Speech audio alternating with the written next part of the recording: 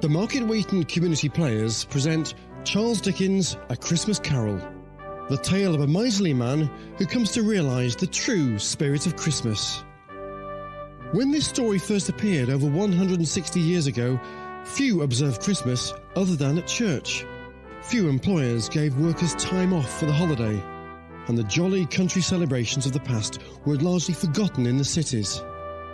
But this little story helped transform Christmas from a staid religious holiday into the joyous season of family, faith, feasting and goodwill it is to this very day. Dickens' Ghost Story of Christmas opens in London on a cold, snowy Christmas Eve in the year 1843. Once upon a time, on Christmas Eve, old Scrooge sat busy in his counting house. Ebenezer Scrooge was a squeezing, wrenching, grasping, scraping, clutching, covetous old sinner, a hard-hearted miser. On this evening, the office of Scrooge and Marley was shrouded in cold, bleak, biting weather. External heat and cold had little influence on Scrooge. No wind that blew was bitterer than he.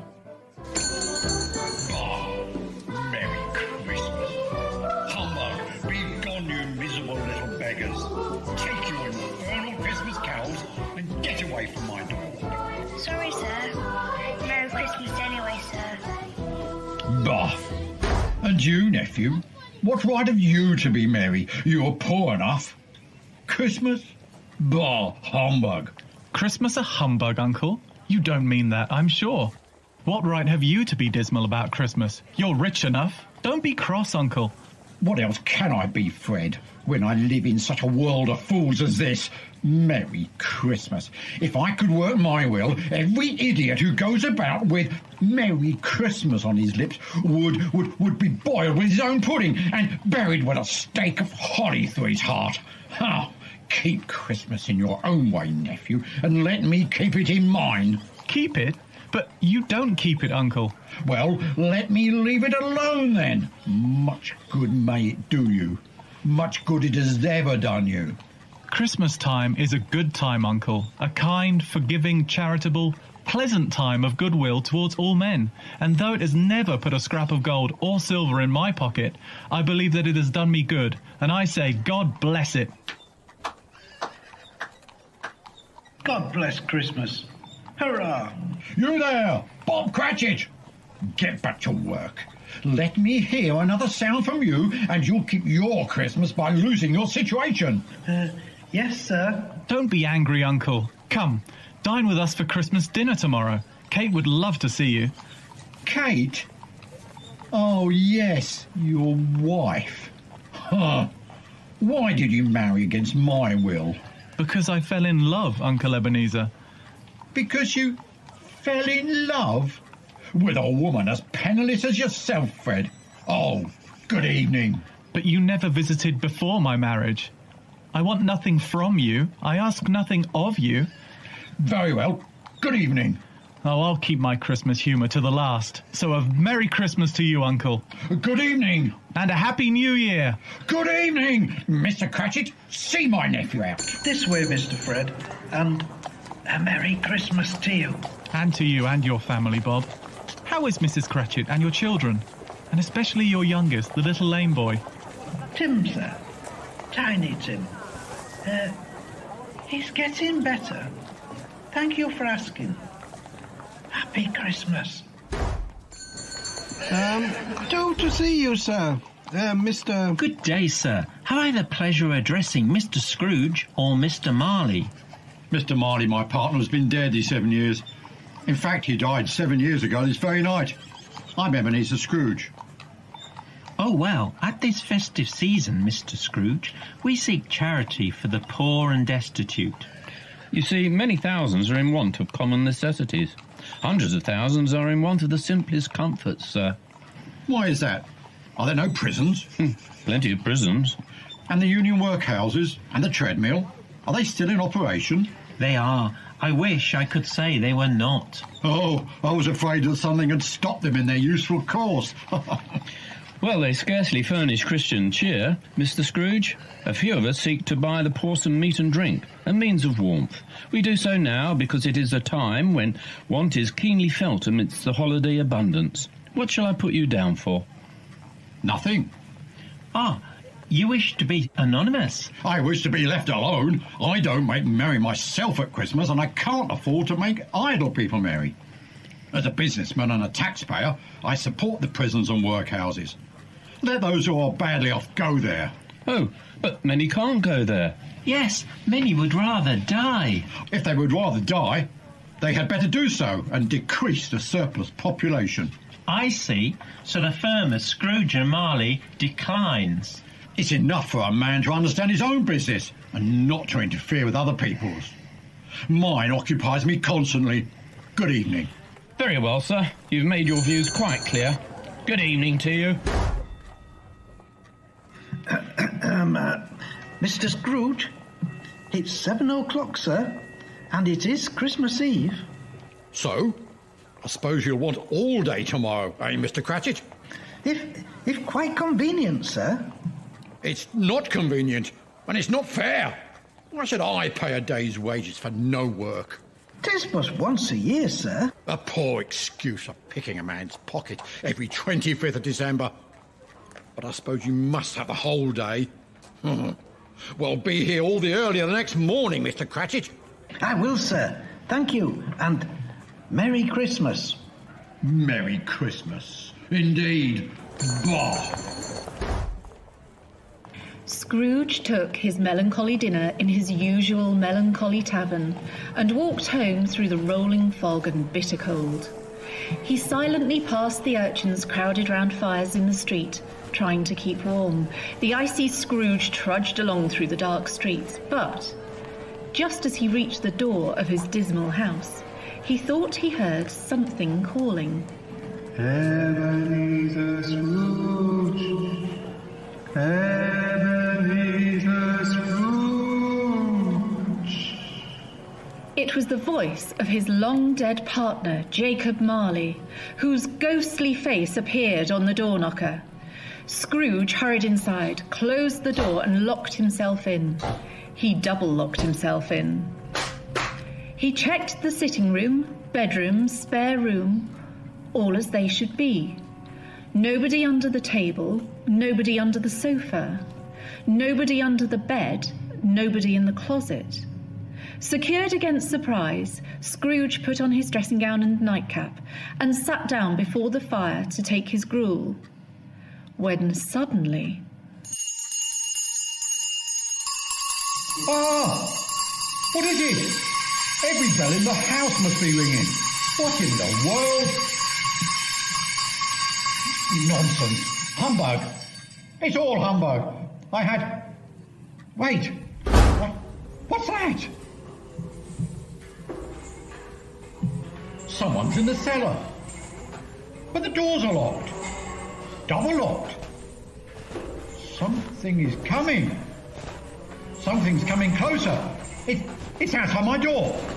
No, I won't believe it. It's humbug. Humbug, I say. Scrooge, Ebenezer Scrooge. Oh, how now? What do you want with me? Who are you? In life, I was your partner, Jacob Marley.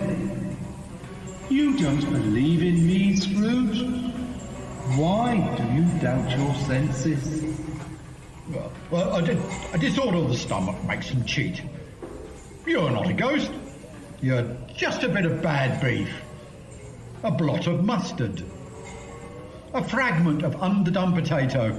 Ha! There's more of gravy than of grave about you, whatever you are. Humbug, I tell you. Humbug.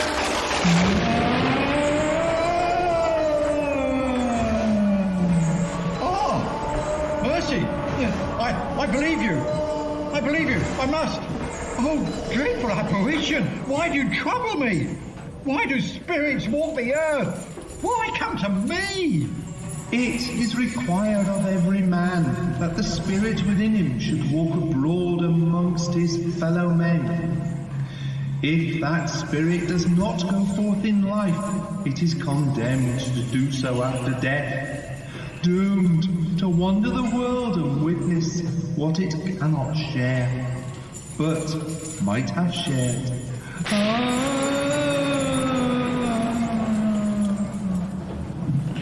You're chained, Jacob. Tell me why. I wear the chain I forged in life, link by link, yard by yard. I am chained by cash boxes, keys, padlocks, ledgers. Witness the weight and length of strong chain you bear yourself, Scrooge. It is a ponderous chain. I see no chain. You shall, on the day of your death. Mark me. In life, my spirit never rode beyond the narrow limits of our money-changing hole. Now, I am doomed to wander without rest or peace. No regret can make amends for one life's opportunity misused. But you were always a good man of business. Business? Ah! Mankind was my business. The common welfare was my business. And it is at Christmas time that I suffer most. I'm sorry for you, Jacob. Is there anything I can do? For me? No, it is too late. But I have come to warn you of a hope and chance of escaping my fate. You will be haunted by 3 spirits. Expect the first tomorrow when the bell tolls 1. The second the next night at the same hour. The third upon the next night at the last stroke of 12. Without their visits, you cannot hope to shun the path I tread. Oh! Ebenezer, look out this window. That poor woman and her infant huddled on the doorstep below. Look, that you may see for your own sake. Ghosts! Hundreds! Chained! Just like yourself. They surround the woman, but they're not haunting her. They're pleading. Doesn't she see them? Why do these ghosts lament, Jacob? Why do they wail? They seek to aid her. They seek to do good in human matters, but have lost their power forever. They wail in unceasing torture and remorse. Beware his cruel fate, Ebenezer. Beware. Beware.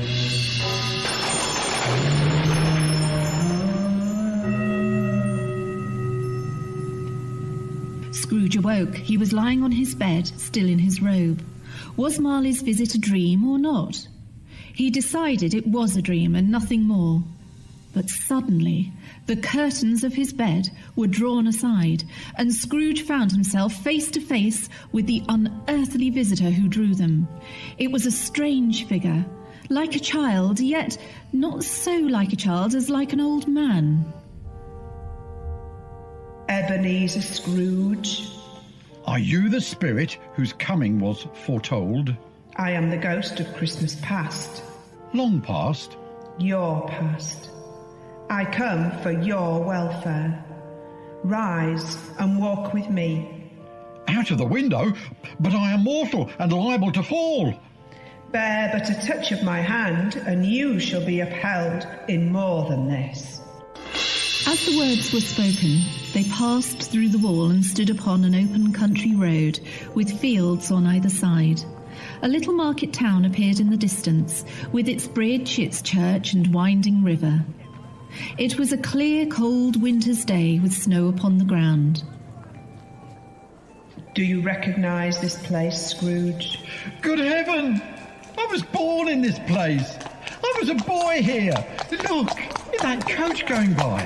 My schoolmates, Charles and John. They're on the Norfolk coach, taking them home for the Christmas holiday. Johnny, it's me, Ebenezer. Wait. These are but shadows of the things that have been.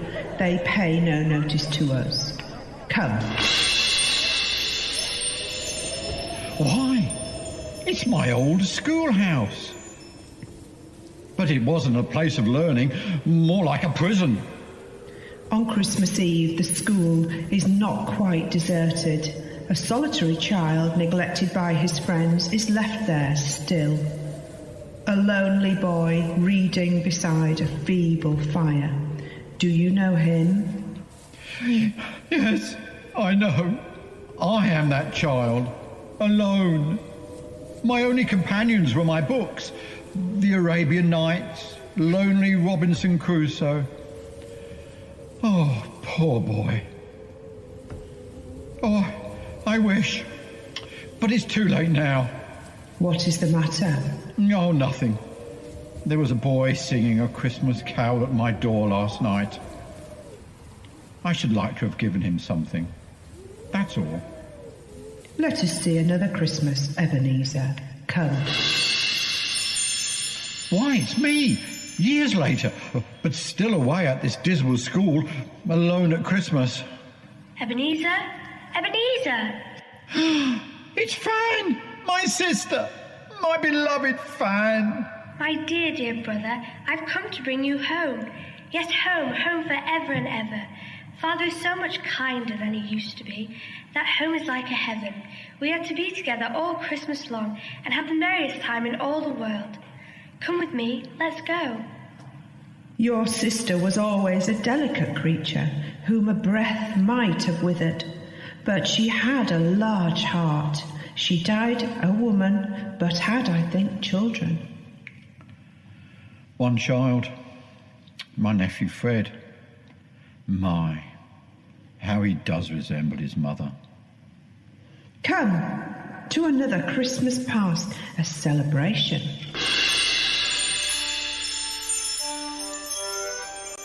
Fezziwig's warehouse. I apprenticed here. Why, it's old Fezziwig. Bless his heart. It's Fezziwig, alive again at one of his Christmas parties. You hold there, Ebenezer. Dick, no work tonight. Christmas Eve. Ha ha ha. Join in the fun. Merry Christmas, everyone. Come and dance. Hands half round and back again. Down the middle and up again. Round and round and dance and retire. Old top couple, bow and back. New top couple, start off again. And dance and retire. Both hands to your partner. Bow and curtsy, corkscrew, thread the needle, and back again to your place. Well done. Ha ha! Do you recognise yourself, Scrooge? A young man with a twinkle in his eye and a future before him. He looked so happy. Oh, it was a marvellous party, with cake and punch and cold roast and mince pies and plenty of beer. Look at old Fezziwig, how he dances. It's glorious. What a jolly time we used to have. It was a small matter for old Fezziwig to make those silly folks so full of joy. Small matter? Small indeed. He has spent only a few pounds of your mortal money, and look, is it so much that he deserves praise? Bah, it's not that.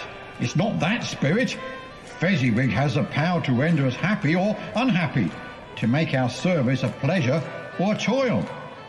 The happiness he gives is quite as great as if it cost a fortune. What? Is something bothering you, Scrooge? No. I should like to say a word or two to my clerk, Bob Cratchit, just now. Scrooge, my time grows short. Quick! Several years later. Oh, Belle, as beautiful as ever. A penniless girl who loved you, Scrooge. And I her. It didn't matter that she had no dowry. We were so happy together.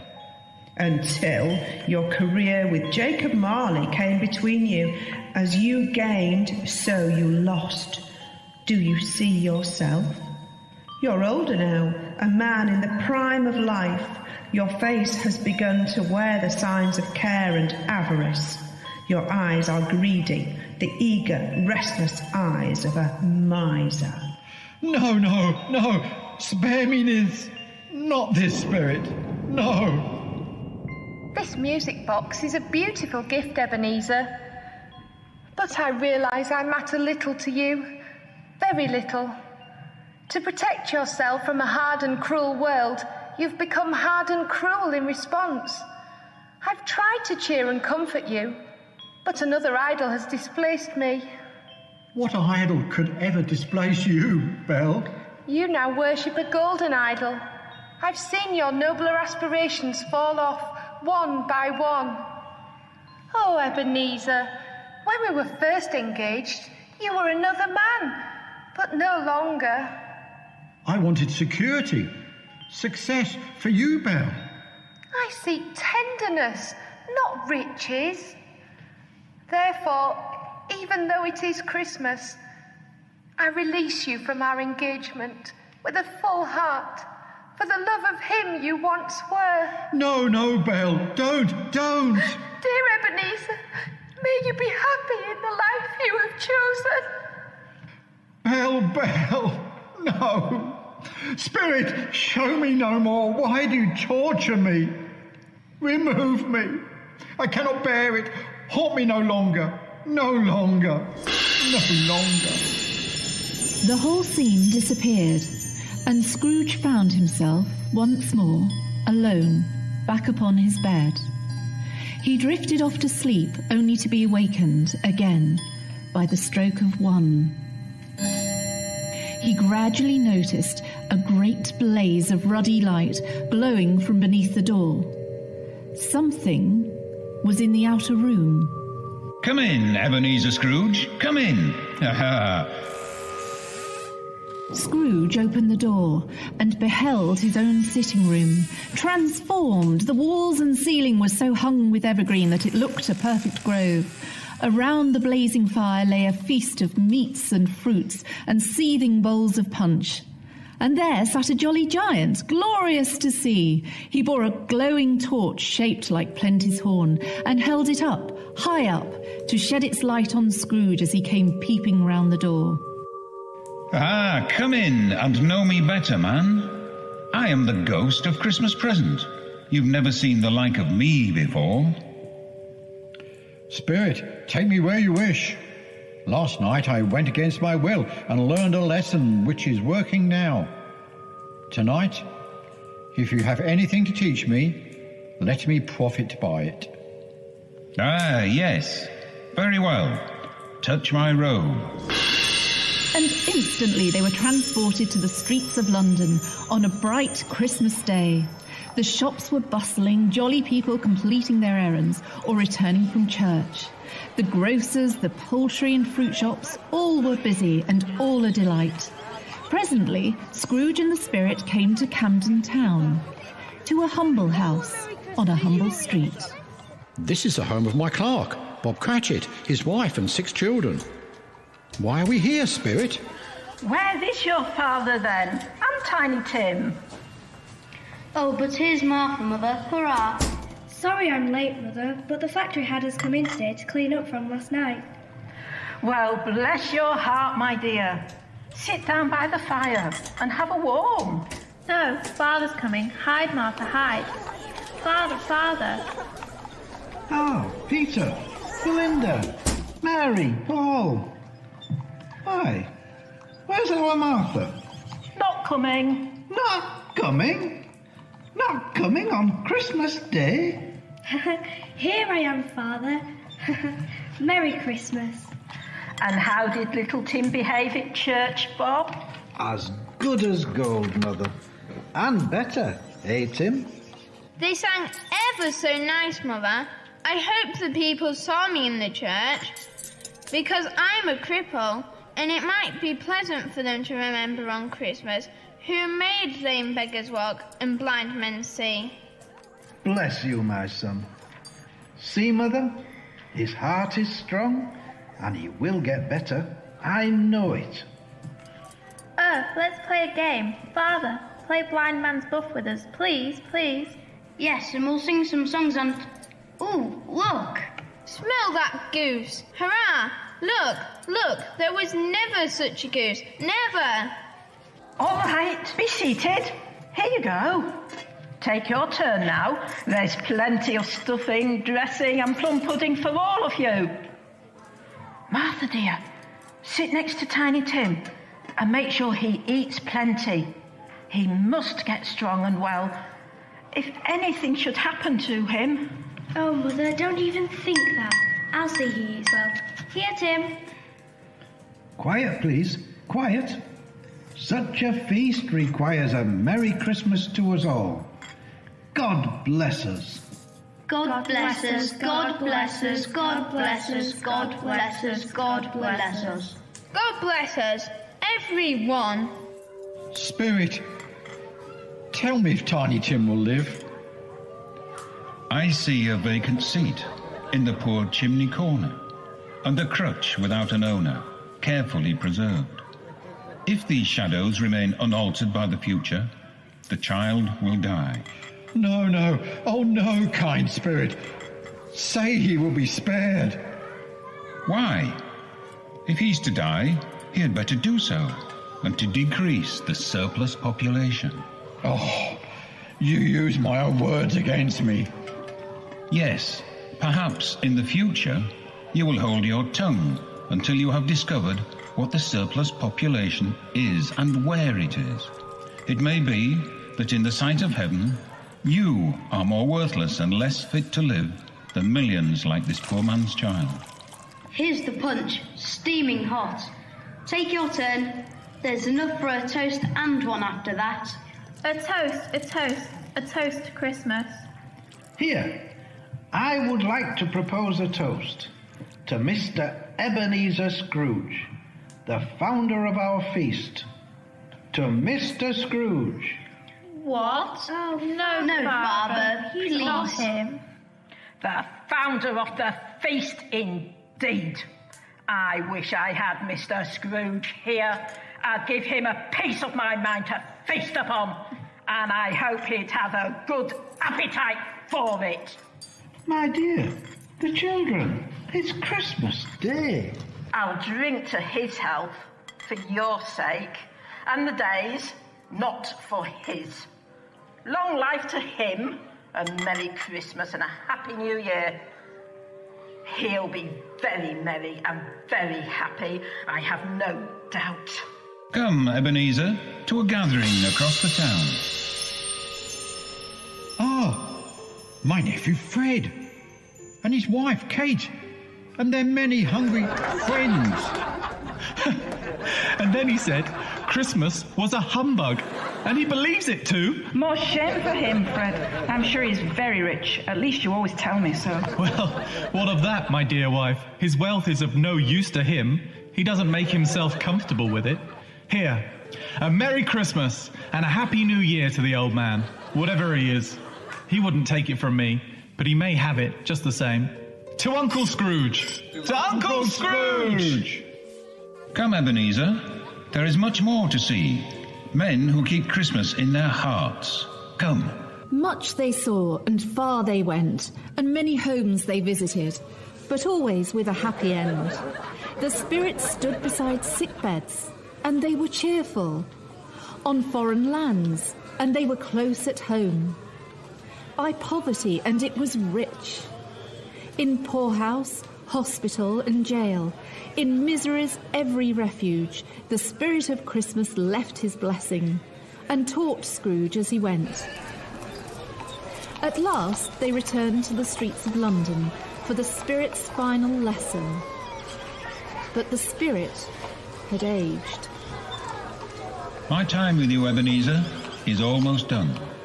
Have you gained by what I have shown you of the good in most men's hearts? I don't know. How can I promise? I'm too old to change.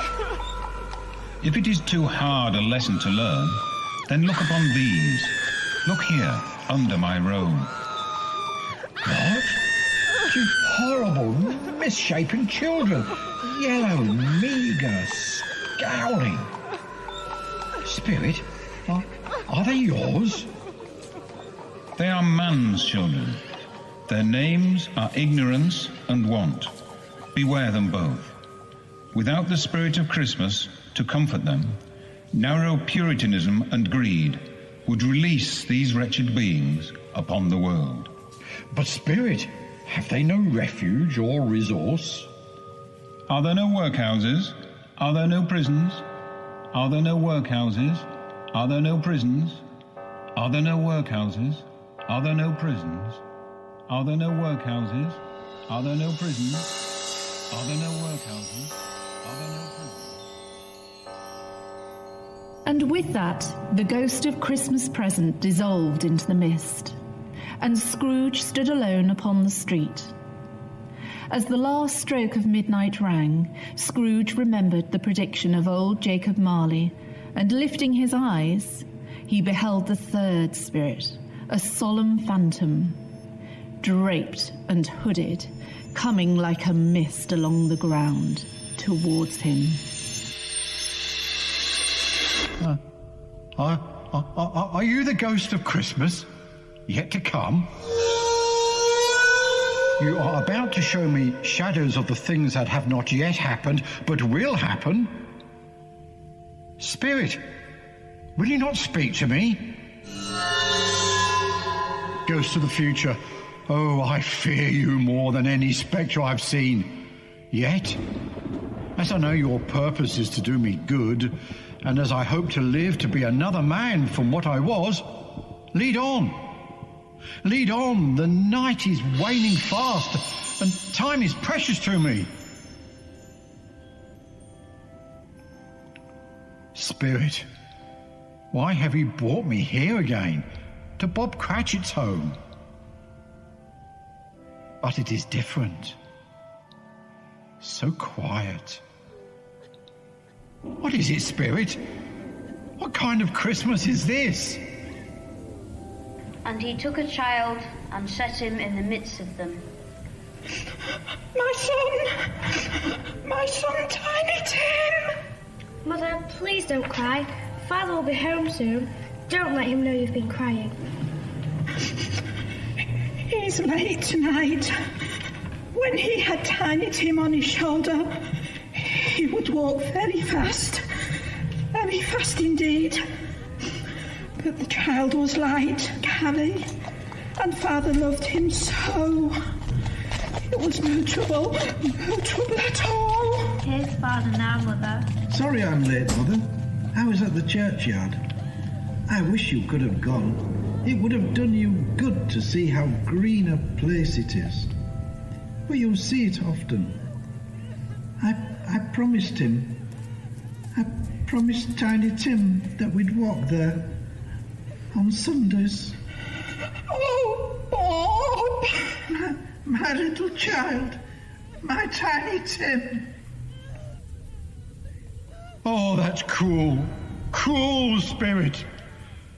Can't you give me some ray of hope that I may change all this? That Tiny Tim may live? Spirit, where are we now? Merciful heaven. The churchyard. Desolate, lonely, crumbling graves. Is poor Tiny Tim buried here? Tell me, Spirit, are these the shadows of things that will be? Or are they the shadows of things that might be? Spirit, that gravestone to which you point, what is on it? Wait! The name on the grave is Ebenezer Scrooge. Ebenezer Scrooge? No, no!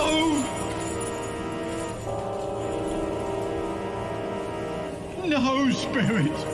Why show me this if I am past all hope?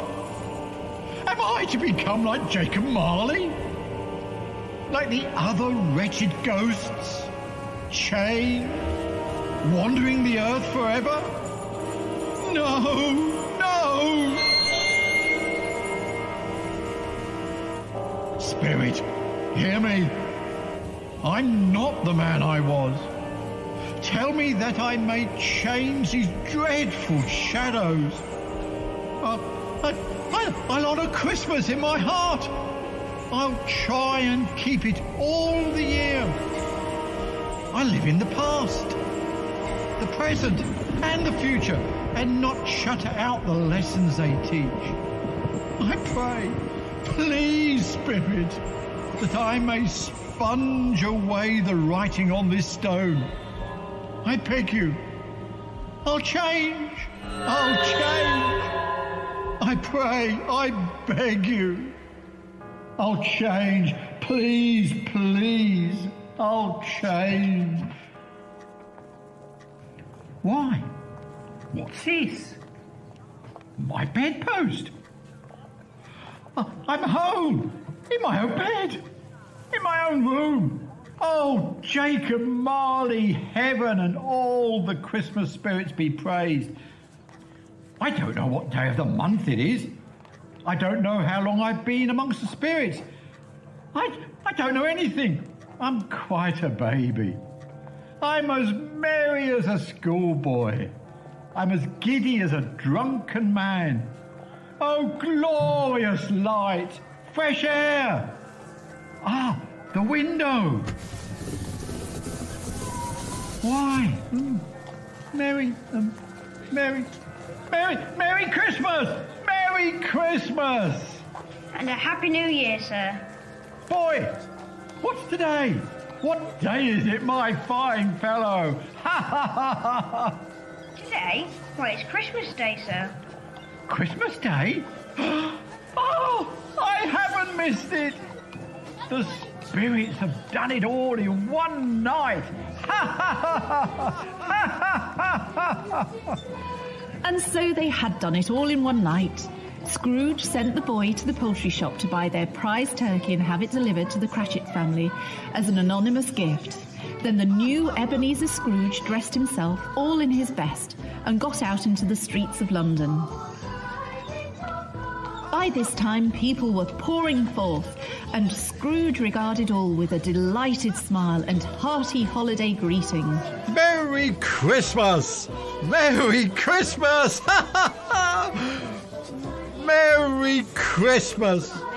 Merry Christmas! By chance, Ebenezer came upon the charity seekers he had dismissed yesterday. But today he apologised and made a large donation to their worthy cause, with many back payments included. He continued on to the door of his nephew Fred, who was in the midst of his Christmas dinner with his wife and friends. Uncle Ebenezer! Why, I can't believe you're really here, at my home, on Christmas. I come to beg your pardon, Fred, for the things I said about Christmas. That was a humbug. Was it? Well, I don't know what to say. Do come in. May I present my wife, Kate? Uncle Ebenezer? I never expected this of you. Oh, Kate, can you forgive an old fool? And God forgive me for the time I've wasted. Well, join the feast, Uncle. Set another place at the table. Hear, hear. I propose a toast. A toast to Uncle Scrooge. To Uncle Scrooge! And so Ebenezer Scrooge rejoined his family and rejoined the family of man. The next morning, he arrived early at his counting house to catch Bob Cratchit coming in late. But was Bob ever late? The clock had struck 9. No Bob. 15:15. No Bob. Finally... Mr. Cratchit! What do you mean by coming in at this time? I'm very sorry, sir. I'm behind my time. It shall not be repeated. I was making rather merry yesterday, sir. Bob Cratchit, I'll not stand for this sort of thing any longer. Therefore, I'm about to... Yes, you're raise your salary. Raise my salary? But, sir... Wait! No, Bob! You see, I've not lost my senses. I've come to them. A Merry Christmas, Bob. A merrier Christmas than I have given you for many a year. Sit down. We'll discuss your affairs over a Christmas bowl of smoking bishop. Merry Christmas. Merry Christmas to you. Scrooge was better than his word. He became as good a friend, as good a master, and as good a man as the good old city ever knew. And to Tiny Tim, who did not die, he became a second father. And it was always said that Ebenezer Scrooge knew how to keep Christmas well. May that be truly said of us, all of us.